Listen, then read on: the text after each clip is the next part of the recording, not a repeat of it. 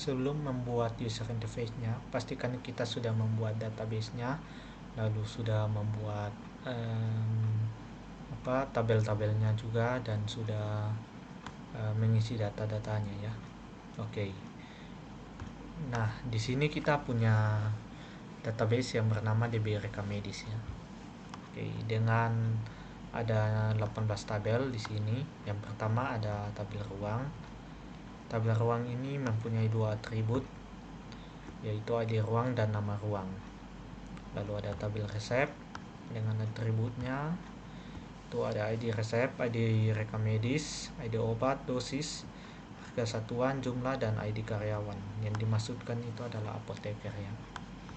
Oke, lalu ada tabel rekamedis dengan ada 22 atribut di sini. Ada ID rekamedis, ID pasien, tanggal pelayanan, ID jadwal karyawan, ID poli, keluhan awal, ada ID karyawan yang dimaksud adalah perawat pemeriksa ya. Lalu ada tanggal check-in, jam check-in, TB atau tinggi badan, BB atau berat badan, ada suhu, tensi, catatan hasil lab, catatan alergi obat, catatan alergi makanan, jenis perawatan, lama sakit ya, ini untuk keperluan surat sakit. Lalu status perawatan itu untuk surat selesai perawatan. Lalu tanggal kontrol untuk keperluan surat kontrol. Lalu ada ID karyawan yang dimaksud itu adalah kasir ya. Dan juga metode pembayaran. Oke. Lalu kita ke tabel rawat inap. Tabel rawat inap ini mempunyai 6 atribut ya. Yang pertama ID rawat inap, ID rekamedis, tanggal mulai, tanggal selesai, ID karyawan. Yang dimaksudkan itu adalah petugas pendaftaran, dan yang terakhir ID kamar. Jadi dia memanggil field dari tabel kamar ya. Berikut ada tabel poli dengan atributnya, ada ID poli dan nama poli. Lalu ada tabel penyakit, atributnya ID penyakit dan nama. Lalu ada pasien, atributnya ID pasien, nama pasien, maksudnya nama, tempat lahir, tanggal lahir, jenis kelamin, alamat, telepon, email, dan password. Oke, lalu ada obat, ada ID obat, barcode, nama obat, harga satuan, wujud, ketersediaan. Lalu ada keahlian dokter, ada ID keahlian dokter, nama, dan biayanya.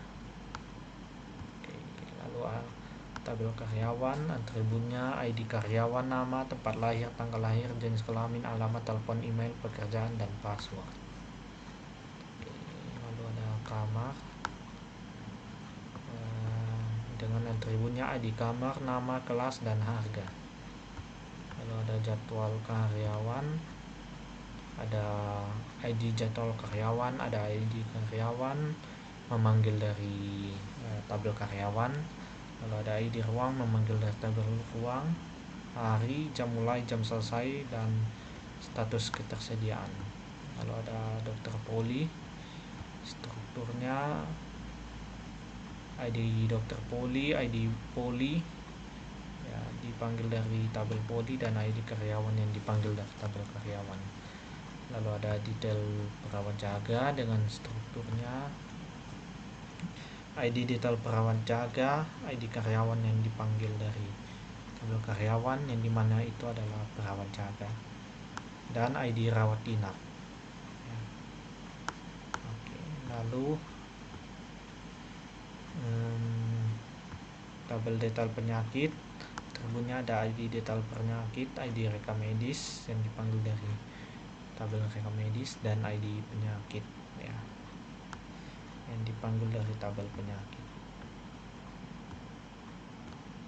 Lalu ada tabel detail keahlian dokter dengan atributnya ID detail keahlian, ID karyawan, yang dipanggil dari tabel karyawan, dan ID keahlian yang dipanggil dari tabel mana tadi, keahlian dokter. Lalu ada cek kebersihan ruang oleh cleaning service. Atributnya ada ID cek kebersihan ruang, tanggal ID ruang yang dipanggil dari tabel ruang, dan status, lalu ID karyawan yang dipanggil dari tabel karyawan. Dan yang terakhir ada tabel ID cek, maksudnya tabel cek kebersihan kamar ya, dengan atributnya ID cek kebersihan kamar, tanggal ID kamar yang dipanggil dari tabel kamar, lalu status dan ID karyawan yang dipanggil dari tabel karyawan. Apa bedanya kamar dengan ruang ya?